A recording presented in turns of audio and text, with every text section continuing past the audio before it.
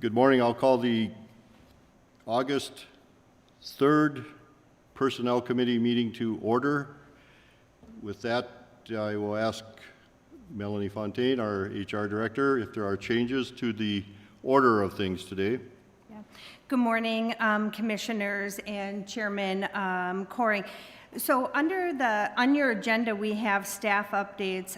Today we have with us Michelle Moritz, who is our Public Health Supervisor for the county, and she is going to go first. Then I'm going to give you some personnel updates. Then we'll have Kara Terry, who's going to give a staff update for community services. Hopefully that's part of that first part. Then we'll go into closed session on 2 items. Very good. All right, so Michelle, if you would like it in front of you, Michelle has prepared a handout that is called the Crow Wing County COVID-19 Update. Which I think excuse me just for a second, I think we all have that. Paul, do you have a copy of this, Commissioner? Yes, he should. I emailed it to him. Good morning. Thank you. I welcome any questions that you might have here, but a brief update on our COVID-19 status for Crow Wing County.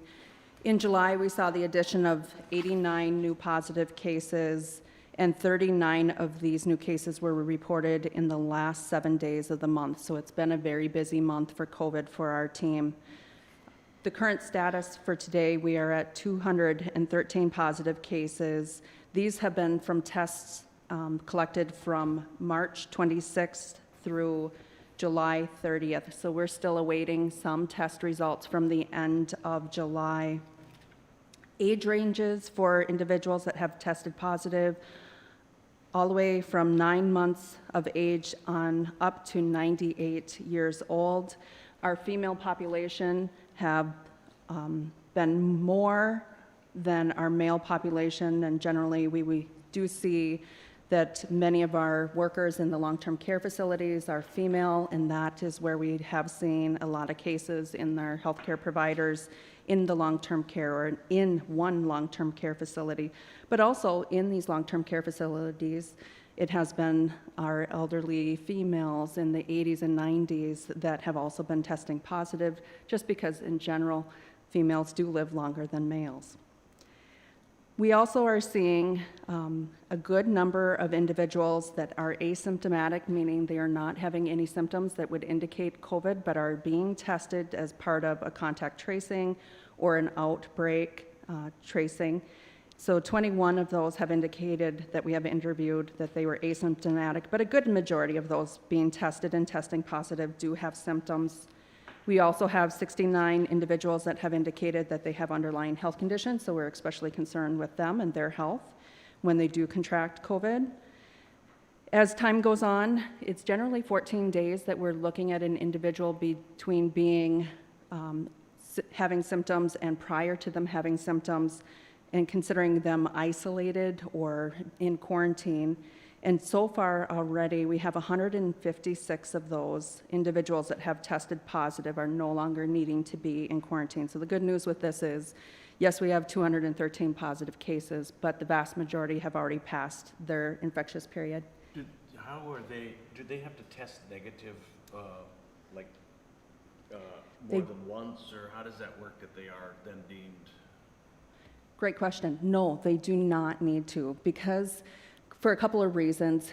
We're learning a lot about this virus, and sometimes individuals are testing positive for a long time afterwards, but not necessarily being infectious. It's mostly based off of symptoms and if they are without a fever. Our standard guidance from CDC is that they are out for 10 days after testing positive, and then also 24 hours of which need to be fever-free. That's a big change from about 2 weeks ago. Prior to that, it was that they needed to be out for 3 days.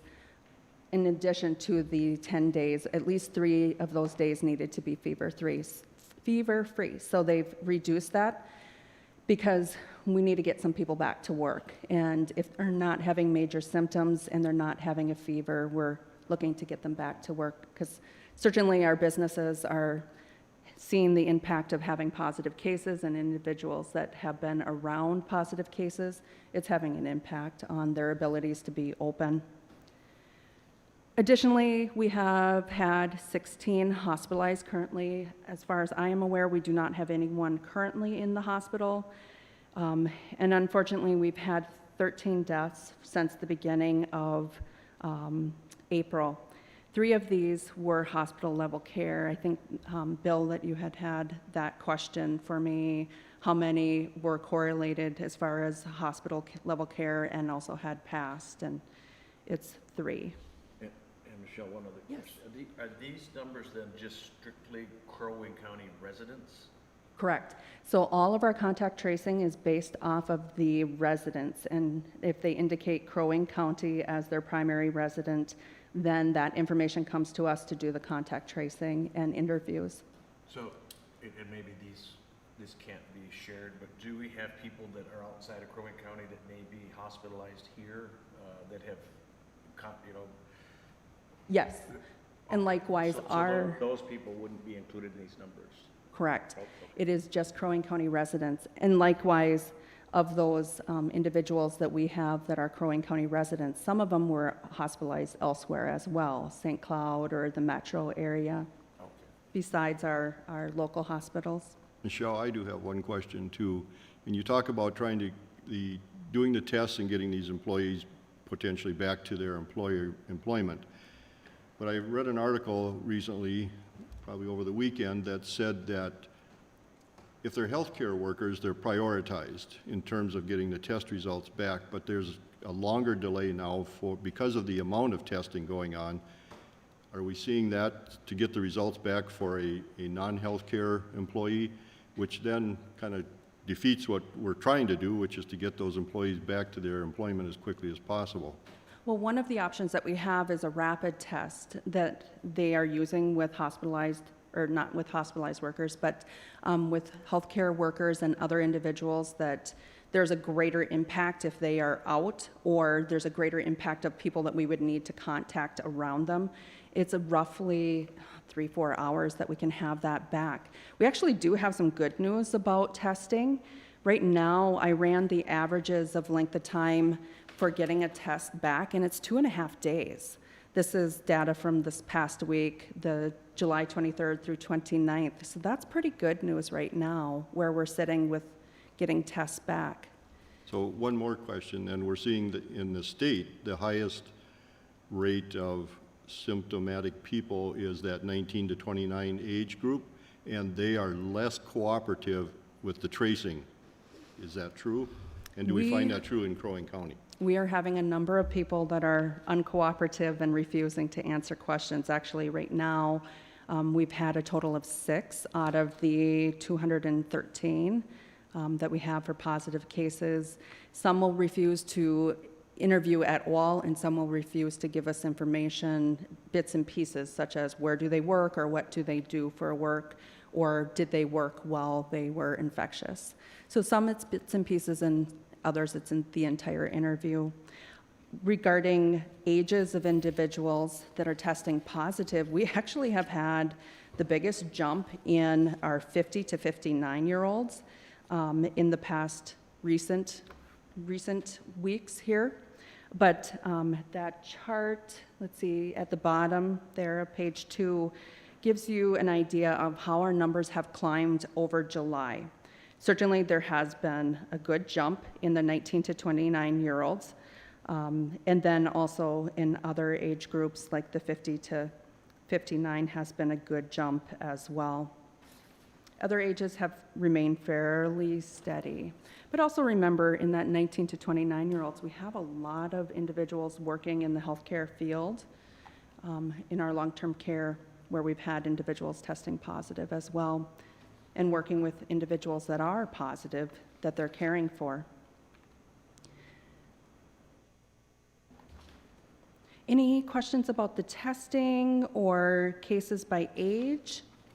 I can One talk quick more one. about the contact investigation. When they're not cooperating, do you follow it up with a question of why? And is there any good rationale for not doing it? It varies from one of the things that we put out right away is that there are definitely scams being run right now regarding people imposing as a tracer and contact. And so one of the information pieces that we put out right away is if you do have a question about our staff calling or MDH staff calling you, feel free to ask for the phone number to call back, and we put that number out there. Our public health line, our contact tracers have access to that to receive their call right back if they have any concern. But as far as collecting a reason why they are refusing, I don't believe that that's a field that we have been asking, but that's certainly something that we can do going forward. Just wondering. Thank you. Thank you. So contact investigations, still leading in where people are likely being exposed is our congregate living settings, staff or residents. There's also an additional 40 known contacts, so they have been exposed to someone that they know that has had a positive case, but almost equally we have 38 individuals that have no known contact with somebody with a confirmed case. We do have a good number of people over June and July that did do some traveling, and they also have contracted COVID during this time frame. We also have 17 healthcare workers and then 1 correctional, and that was not a local case. The individual did live here, but it was not our local jail. Any questions about contact or investigation or tracing? I just wanted to touch quickly on safe learning, as I know the subject of schools opening or not opening or distant learning or a hybrid model has certainly been the news since last week and certainly leading up to last week as well. And I know our school districts are working with the families to determine what is best for their schools and for their children. So they are using an interesting way of calculating the different steps, and I think it's very thoughtful and thought out pretty well, and then of course the weight is on the school districts to put these steps into place. But our current number that we have, so they're using the Crow Wing County population, and this was based on the 2018 5-year estimate of the U.S. Census Bureau. So initially I had run some quick numbers of our current data versus our current population, and they did not line up. So we found out where they're pulling our population from and also the numbers that they're using, and they're using very stepped and set dates. So depending on if you're one day this way or one day that way, the numbers are going to be different. So we wanted to line up right along with what MDH is using. The most recent data that we can use is that July 12th through July 25th, which would put our case count per 100,000 at 7.36. I can tell you that number is going to be much more next week when the data is released. And we're working with our school districts to be a partner with them and providing them with data as quickly as we can, and trying to project where are we going to be towards the end of August when the schools need to know which direction to head with opening in September. Any questions with school? No. And then I just added a couple other little tidbits. One of my big concerns is if kids are doing great when it comes to like not contracting COVID, or if they do, it's a mild case. It's their parents that I'm the most concerned with, is who's going to be there if the parents are not able to take care of their kids. Minnesota has a great make a plan piece that can be used to help parents make a plan on how to come up with alternative short-term care for their children in the event that a parent or a guardian becomes ill and unable to care for their children. And then another piece that we have been working on is around vaccinations. We've noticed that the vaccination rate has greatly decreased actually in our children 4 to 6 years old, those that are entering kindergarten now for the first time.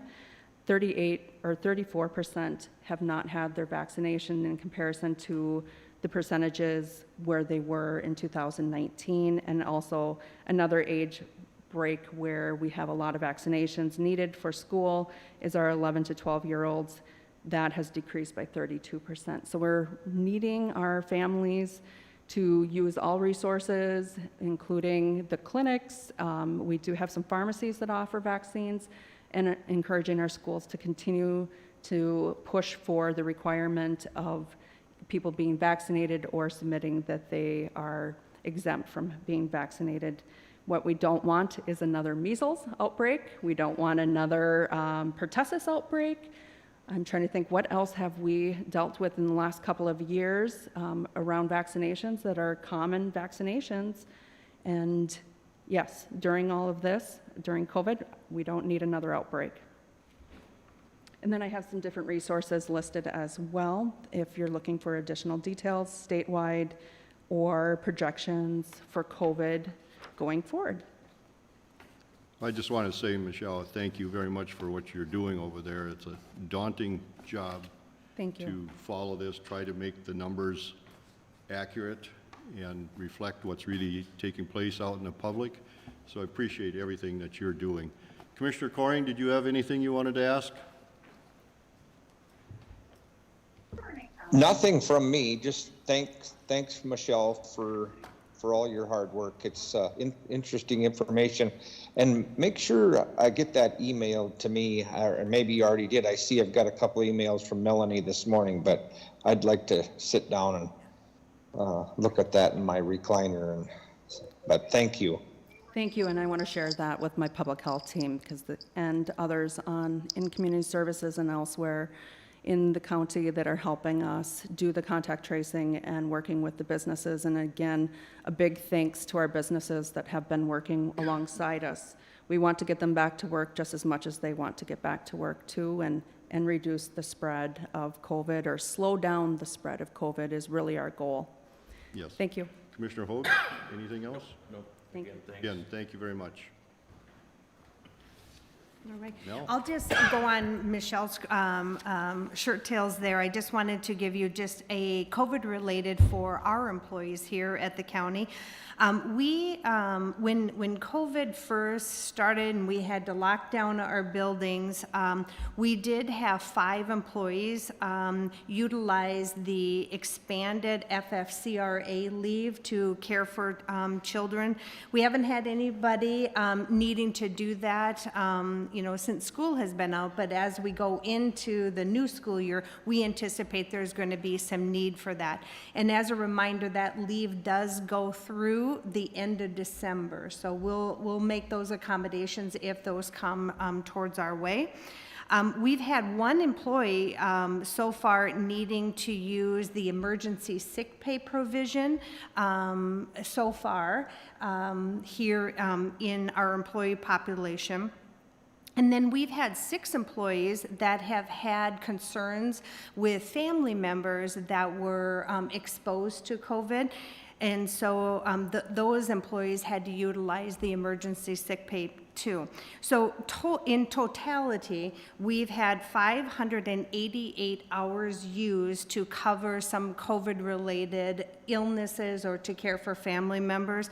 That equates to about $14,000 that those employees were eligible for those types of leave. So, all right. I just thought that might be important as we go through through the end of the year to see where our employee population is. So Mel, that's 588 hours over since March. Since through March. Current. Correct. So Right.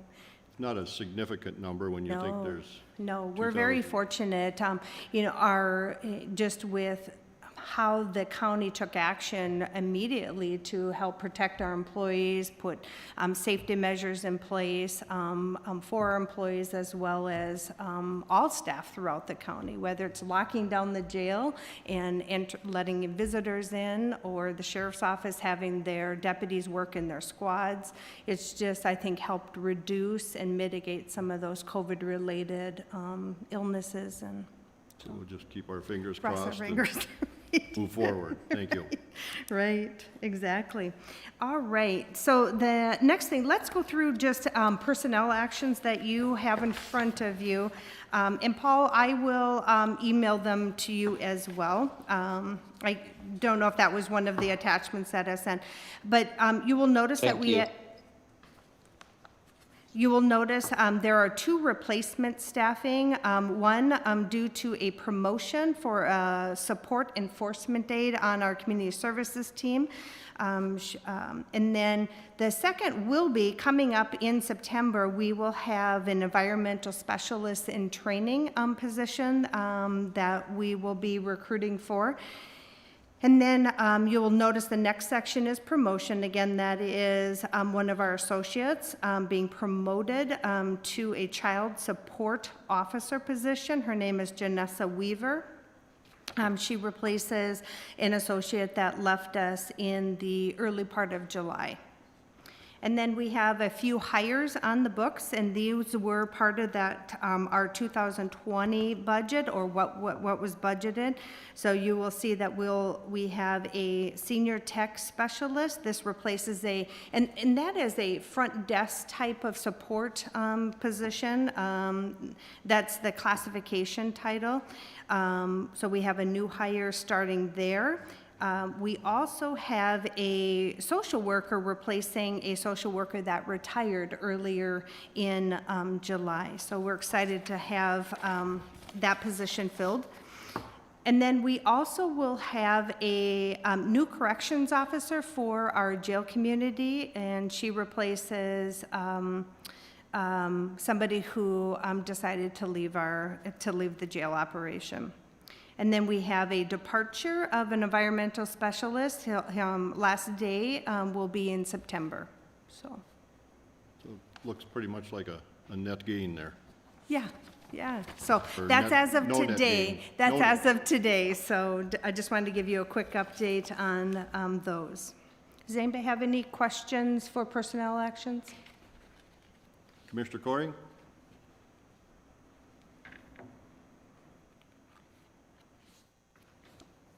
We'll move on. Okay, we'll move on.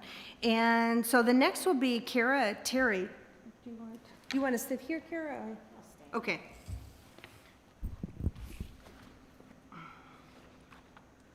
Good morning, Commissioners, Mr. Chair. I am here today not to ask for a new position, but to ask to move someone into a different position. So currently, our support services supervisor, as the name implies, supervises our support staff.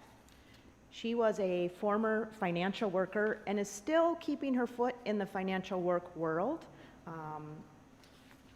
so she can be abreast of all of the changes that are going on at the state and to help guide her support staff who also do screening and things for financial workers.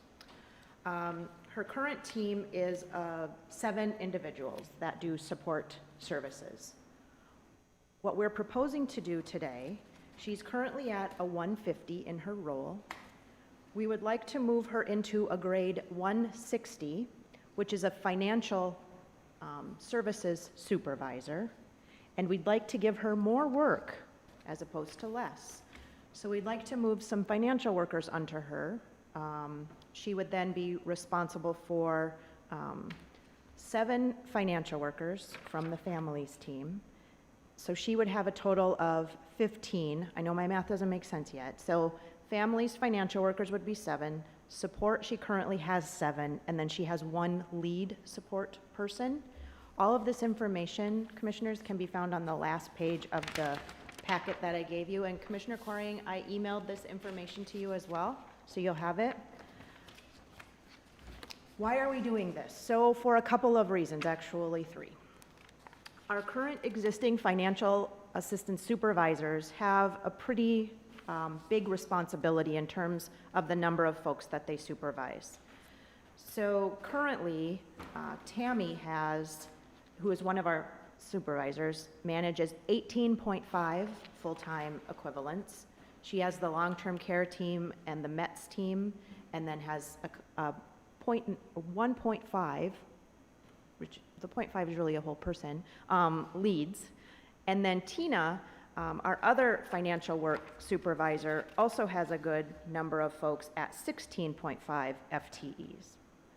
We would like to move Sarah into this financial assistant supervisor work to lighten the load somewhat on Tina and Tammy into this role. And when I say Sarah, that's hypothetical. We will need to post the position. So that would leave us with Tammy having 14 employees, Tina having 14 employees, and then Sarah would have 15 employees. As you know, there are a lot of changes at the state with COVID and with waivers and differing programs. And this shift would allow Tina, Tammy, and the new supervisor to be able to manage all of those changes, focus more on program areas, and then lighten the load in terms of FTEs. In addition to that, what we've seen is, or what we've known since I've been here, is that when we bring support staff in, they often promote to a financial worker and sometimes a social worker, which is really awesome because we're growing our talent. And we've been sort of fighting that flow for a while in that, we want to hire support staff and we want them to stay support staff. And we've been failing. I've been failing at that. So we're taking a new perspective. And we'll be hiring for support positions, but we'll be hiring for a longer term goal. That being for them to move up to a financial worker or a social worker within our organization. So we're hiring for that pipeline of bringing folks in and up through the organization. In addition to that, we will receive increased reimbursement for this new position, so it won't cost us. We'll actually be receiving a whopping $2,000 more in reimbursement. If you take a look at the budget amendment that I've given to you, this first year will be about $818 because we're, past the halfway point for the year. But ongoing, 2021 and ongoing, it's over $2,000 in increased reimbursement. The reason for that is we'll be allocating more of the new supervisor's time to IMU, or the financial work area, and so they'll be able to draw down more dollars for that position.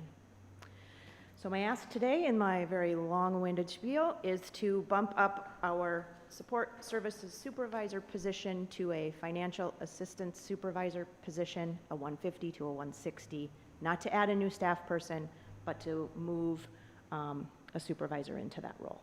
I stand for questions. So Kara, Yes, sir. just on the surface, you look at this form and the person is already a supervisor. Why would we move them from a 150 to a 160 when they're still going to be a supervisor? That is a great question. Currently, our support staff supervisor is a grade 150, and our financial assistance supervisors are grade 160s. And so because we will be giving her, or someone, the responsibility over financial assistance workers, then we would need to bump up her grade to the 160 because she'll be taking on financial assistance supervision. You also stated that there would be an increase of reimbursement for that position, and yet we're showing of $2,000, and we're showing a $2,000 hit in these ensuing years. The hit in the budget amendment, that's Yeah, actually am not I- a hit. am I- That's Maybe I'm not actually understanding. savings. Go ahead. That's actually a savings. If it were a cost in the budget amendment, it would have parentheses around it. Okay, And so since it doesn't, that to me means it's Okay. a savings. thank you. Commissioner Hoag, any questions? So the 813 this year would be a savings. Additional because of the revenue. Reimbursements. Correct, And then 2021 is 2,000. correct. Additional reimbursements. Oh, okay. Commissioner Coring, anything? I guess I'm gonna have to, think about it until the board meeting, but, I'm just uncertain yet. If you can send me the information by email and I can look at it, but you can go ahead and move it forward, but I'm gonna reserve the right to vote no at the county board meeting. My initial gut feeling is just no, but I'm trying to keep an open mind, and so will look at the information and make up my mind before the county board meeting, but it certainly can move forward. Thank you, Commissioner, and I did email Thanks. you, the documents, so you should have them. If not, I can send them again. Okay, did you just send them this morning? I did, while I was Okay, sitting here, so. I thought so, yeah, okay. So my recommendation, or the recommendation here, is to move it forward. I think, personally, I think you've done a good job of justification. So thank you. We'll look forward to that at the next board meeting. Thank you.